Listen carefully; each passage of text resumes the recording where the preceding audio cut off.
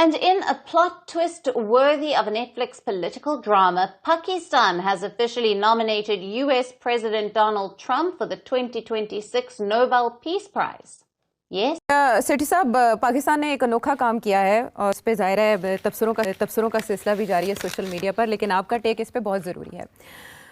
Nobel prize के लिए Donald Trump को नॉमिनेट कर दिया गया है, जो कि इससे पहले बहुत नाराज़ थे कि बराक ओबामा को क्यों दिया गया नोबेल प्राइज़, हालांकि वो हकदार हैं। और आपने बताया कि उन्होंने कितनी जंगों का तस्करा किया, कहाँ कहाँ उन्होंने तस्फिया करवाया, और इस सिलसिले में पेशरफ्त पाकिस्तान जैसे मुल्क ने की है।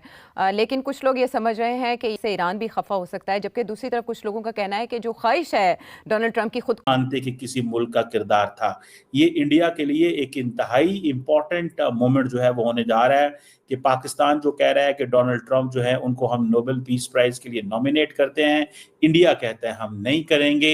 और अब डोनाल्ड ट्रंप को Nobel peace prize Narendra Modi की वजह से नहीं मिलेगा, क्योंकि नरेंद्र मोदी कहेंगे नहीं कि डोनाल्ड ट्रंप को नोबेल पीस प्राइज मिले। जब वो कहेंगे नहीं तो फिर नोबेल पीस प्राइज मिलेगा कैसे? बिकॉज दोनों पार्टियों को ये कहना जरूरी है कि जनाब, और ये मानना भी जरूरी है और ये कहना भी जरूरी है। सो इंडिया अगर यहाँ पे स्मार्ट गेम खेले और डोनाल्ड ट्रंप को कहे कि हाँ जी हमें कोई इतराज नहीं, अगर उनको नोबेल पीस प्राइज दे दिया जाए तो हमें इससे कोई प्रॉब्लम नहीं है। लेकिन अगर उन्होंने कहा नहीं हम इस चीज को नहीं मानते और नोबेल पीस प्राइज नहीं मिलता, तो फिर आप ये देखिएगा कि अमेरिका जो है वो जारी बात है इसके खिलाफ हो जाएगा। गिव अप किया है उनके साथ फिर ये हुआ है। वरना आप देखें कि इजराइल जिसका डिक्लेयर्ड भी नहीं है, लेकिन सबको पता है कि उसके पास न्यूक्स है, उसके ऊपर तो किसी ने कोई एक्शन नहीं लिया। बाकियों को आप यानी कि खास तौर पे कि ईरान के पास अगर जिस तरह भी बनाने की कोशिश कर रहे हैं उसके ऊपर आपने हमला कर दिया, आप कैसे कर सकते हैं? ये आपको किसने हक दिया? ये कोई इंटरनेशनल लॉ आपको हक नहीं देता। इसलिए आई थिंक कि पाकिस्तान ने ओवरऑल वैसे बहुत क्लियर बात की है, बहुत अच्छा स्टैंड लिया। अगर डोनाल्ड ट्रंप जो है वो इंडिया पाकिस्तान का मसला जो है कश्मीर के ऊपर हल करा देता है और ये जो न्यूक्लियर प्रोग्राम है ईरान का और इजराइल का ये करा देता है, देन जेन्युइनली जो कुछ हुआ गाजा शाजा ये हो, then he will deserve a Nobel prize, make no mistake. ये दो कॉन्फ्लिक्ट्स मतलब 70, 75, 80 साल पुरानी कॉन्फ्लिक्ट्स हैं और इतने लोग मारे गए, इतना कुछ हो गया, यहाँ जंगें हो गई इसको। ये दो पेरेनियल वुंड्स हैं इन द इंटरनेशनल ऑर्डर। और आखिरी बात यह है कि इसीलिए पाकिस्तान ने नोबेल पीस प्राइज के लिए कहा था, और इसीलिए क्या उनका जो जनरल था जाकर ट्रंप के पास बैठकर खाना खाया था, तब उनको ये तो सब एक्सपोज हो गए यहाँ से लेके वहां तक।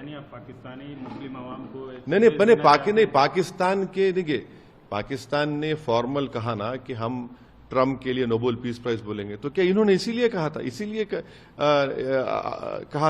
हेलो दोस्तों, जैसे आप जानते हैं जो ट्रंप जो थे, पाकिस्तान ने ट्रंप के लिए जो नोबेल प्राइज़ का जो पीस का जो ऑफ़र जो था वो रिक्वेस्ट डाल दी थी दोस्तों इनके लिए कि इनको वो मिल जाए, मतलब रिक्वेस्ट से कि इनको नोबेल प्राइज़ मिल जाए। लेकिन दोस्तों खबरें आ रही हैं कि जो इन्होंने जो रिक्वेस्ट जो डाली थी उस सबको रिजेक्ट कर दिया गया है। यानी कि भाई मोदी जी की वजह से, खाली मोदी जी के कंधों में देखिए कितना बल है, उन्होंने के दम पर ये हो रहा है। क्योंकि दोस्तों मोदी जी ने इनकार कर दिया, इन्होंने हमारा कोई सीज़ फायर नहीं कराया है, पर पाकिस्तान नहीं भौंक रहा है, इंडिया ने मना कर दिया है। और जब तक इंडिया नहीं बोलेगा तब तक इनको कुछ नहीं मिलने वाला है। तो दोस्तों मोदी जी ने साफ इनकार कर दिया, भैया तुमने हमारा कोई सीज़ फायर नहीं करवाया, हमने तरस खा के छोड़ दिया पाकिस्तान को, और कुछ नहीं है। तो दोस्तों पाकिस्तान का मीडिया इस चीज़ पर बोल रहा है कि भाई ट्रंप ने सब कुछ करवाया, लेकिन दोस्तों ट्रंप ने कुछ भी नहीं करवाया। वो खाली पीली एक नोबेल प्राइज़ लेना चाहता है और इस चीज़ को उसका सपना है उसको पूरा करना था, जिसमें पाकिस्तान इनकी बातों में आ गए। दोस्तों आगे देखते हैं पाकिस्तान की मीडिया का वीडियो में और रिएक्शन क्या रहा है। हुकूमत की वजह से मेरे साथ ये सारी ज्यादती हुई है और अब नरेंद्र मोदी साहब को ये फैसला करना है। देखें ये फैसला मोदी साहब को करना है। मोदी साहब इस वक्त बहुत बड़े 1.4 बिलियन पॉपुलेशन के लीडर हैं। अगर वो ये पाकिस्तान ने जो नॉमिनेट किया है नोबेल पीस प्राइज के लिए, इसकी सिग्निफिकेंस है, इसका एक इम्प्रेशन है, और वो सिग्निफिकेंस ज़रा इसलिए भी है कि अमेरिकन ये समझते हैं कि यार ठीक है डोनाल्ड ट्रंप रूस यूक्रेन की जंग में अमन नहीं करा सका, डोनाल्ड ट्रंप जो है वो किसी और जंग में अमन नहीं करा सका, गजा की जंग बंद नहीं करा सका, बल्कि जो जंग फ़लस्तीन वाली है वो ईरान में आ गई है। लेकिन अमेरिका के अंदर तो उनको ये जो है वो मिलेगा और मिलना चाहिए पाकिस्तान के रेफरेंस में। तो that is something very very big. ये इसकी बहुत बहुत बहुत बड़ी जो है ना वो ये रॉकेट साइंस है जिसको समझना चाहिए। मैं समझता हूँ कि पाकिस्तान ने एक बड़ी बड़ी स्ट्रेटेजिक मूव जो है वो खेली है, और इस मूव की जारी बात है इंडिया रोकेगा इसको, और इंडिया अगर रोकेगा तो इसको जारी बात है दे विल हैव टू पे। इसकी प्राइस भी हो सकती है मेरी ज़ाती राय के अंदर, और वो प्राइस दैट कोड भी इन एनी वे किसी चीज़ के अंदर भी दी जा सकती है, मुझे ये लगता है।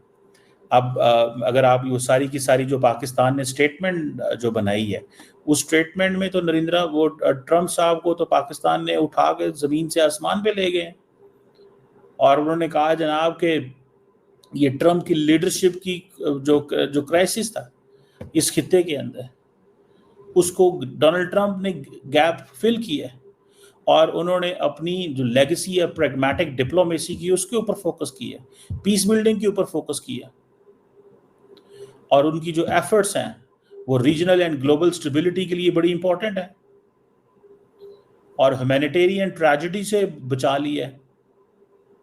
सो मैं समझता हूँ कि ये एक इम्पॉर्टेंट चीज़ है। इसको इन माय असेसमेंट 100% इंडिया के अंदर is not being viewed. It's too early to say. ये इजराइल वाली बात और ईरान वाली बात तो नेगोशिएशन शुरू होकर शायद कोई ट्रीटी हो ही जाए इवेंचुअली।